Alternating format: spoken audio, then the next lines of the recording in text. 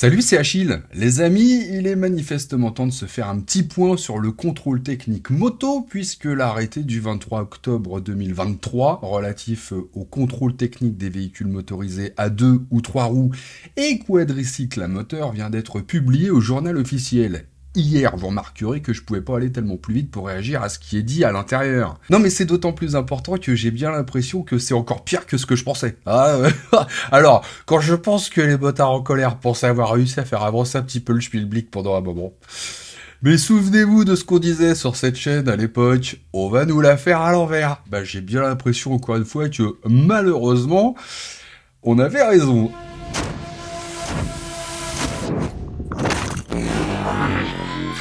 Alors avant de rentrer vraiment dans le vif du sujet, loin de moi l'idée de jeter l'opprobre sur qui que ce soit, c'est pas le genre de la maison.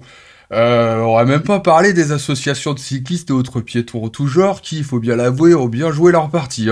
Alors non mais juste pour que ce soit noté quelque part, d'une certaine façon, pour que ça rentre dans la postérité, je me dois de vous dire que l'arrêté en question a été signé par les actuels ministres de la transition écologique et de la cohésion des territoires, Christophe Béchu, et par le ministre délégué en charge des transports, Clément Beaune. Voilà, comme ça, c'est noté. Bon, alors l'arrêté comprend 47 articles, alors évidemment, on va pas tous se les faire, rassurez-vous, parce que bon, ça explique tout en long, en large, en travers. Ça parle pas seulement des points de contrôle, je veux dire, ça parle des règles statutaires des contrôleurs, des centres de contrôle, enfin bon, tout ça, c'est...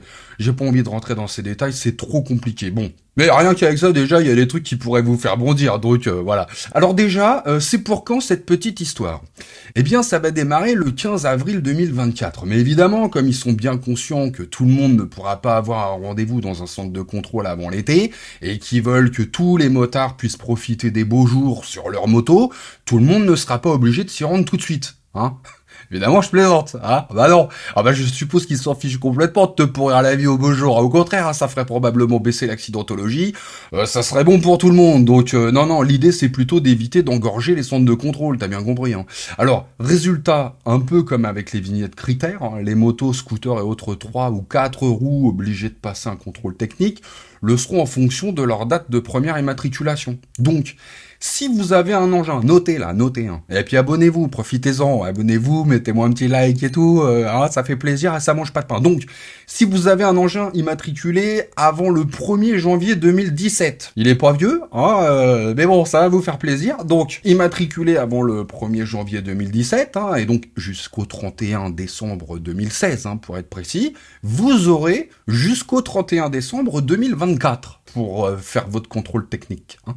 Si votre véhicule a été immatriculé entre le 1er janvier 2017 et le 31 décembre 2019, vous aurez jusqu'au 31 décembre 2025. Ensuite, alors pour ceux qui ont un véhicule dont la première immatriculation a été réalisée entre le 1er janvier 2020 et le 31 décembre 2021, là vous aurez jusqu'au 31 décembre 2026. Et si la première immatriculation de votre véhicule a été enregistrée à partir du 1er janvier 2022, vous aurez jusqu'au 31 décembre 2027. Non, ça serait trop facile, attends. Alors, pour les véhicules immatriculés depuis le 1er janvier 2022, le calendrier défini par l'article R323-7 du Code de la route s'applique. Voilà. Vous devrez donc le faire au bout de 4 ans, puis tous les 2 ans. Voilà. Jusque-là, c'est simple.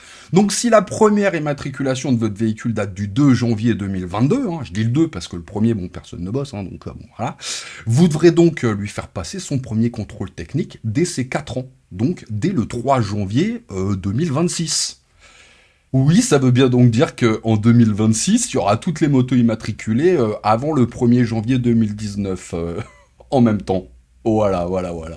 Mais c'est pas tout, puisque, sachant que le contrôle est à faire tous les 2 ans, les motos qui auront passé leur premier contrôle technique à partir du 15 avril 2024, donc elles vont revenir dans les centres à partir du 15 avril 2026. Alors, petit conseil d'amis, quelle que soit l'année de votre moto, n'attendez pas le 15 décembre pour prendre rendez-vous dans un centre.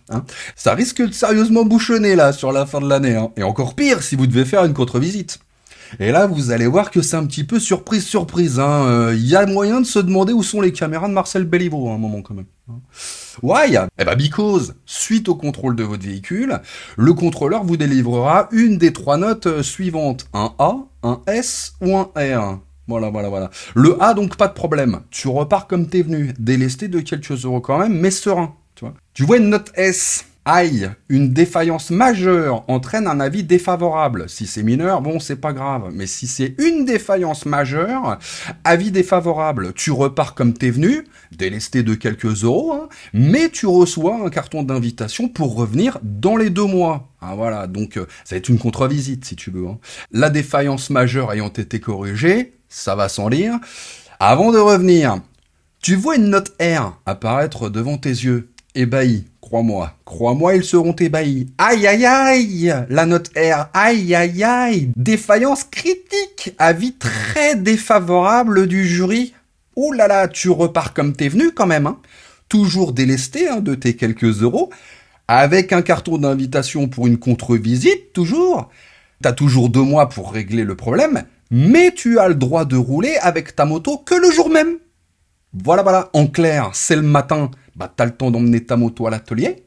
C'est le soir, l'atelier est fermé, tu rentres chez toi avec ta petite moto, puisque t'as le droit ce jour-là, et t'appelles la dépanneuse pour emmener ta moto le lendemain, parce que t'auras pas le droit de rouler avec. Jusqu'au jour, j'espère, où tu dois retourner faire la contre-visite.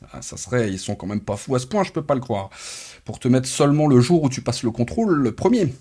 Mais sait-on jamais. Bien, alors évidemment, qu'est-ce qui pourra te mettre en galère et qu'est-ce qui sera contrôlé, en somme, hein, ça sera plus simple. Il y a 8 points de contrôle, enfin 8 grosses rubriques, quoi.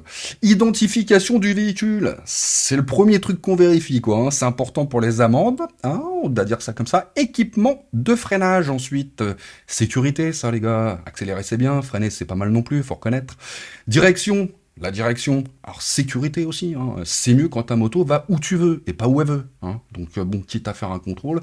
Visibilité, là j'ai mis un peu de temps à comprendre. Hein. Sécurité, je me suis dit, ouais. Alors en gros c'est les rétros, le pare-brise, si t'en as un, faut pas que tout soit fissuré, faut que tu vois clair ce qui se passe derrière, devant, enfin normal quoi. Ensuite il y a feu, dispositif réfléchissant et équipement électrique. Voir et être vu les gars. Sécurité, donc catadioptre, les phares, tout ça, ok d'accord. Essieux, roues, pneus, suspension. Là pareil, hein, c'est mieux si la moto, elle tient le paveton, donc d'accord. Châssis et accessoires du châssis. Là ça paraît clair, hein, faut qu'elle tienne debout, hein, la mécane, faut pas qu'elle soit toute rouillée partout, faut que ça tienne par terre, quoi. Autre matériel, là, c'est vrai que j'ai mis un peu plus de temps à comprendre, à imaginer ce que c'était. Alors, en fait, c'est klaxon, compteur kilométrique, tout ça, voilà. Et puis le dernier, c'est bien, hein, nuisance. Nuisance. Et là, en gros, c'est le bruit et l'odeur. Hein. Tu fais trop de bruit, tu pollues, salut. Et si tu perds de l'huile ou tout autre liquide, idem. La tourista, ça passera pas par moi. Mais là, alors, je vous la fais courte, hein, pour pas trop vous affrayer, parce que quand tu rentres dans le détail de chaque rubrique, tu vois qu'une tension anormale de la chaîne, par exemple, c'est une anomalie majeure. Bim. T'as pas le bon indice de vitesse sur le pneu, bim. Pas la bonne dimension, bim.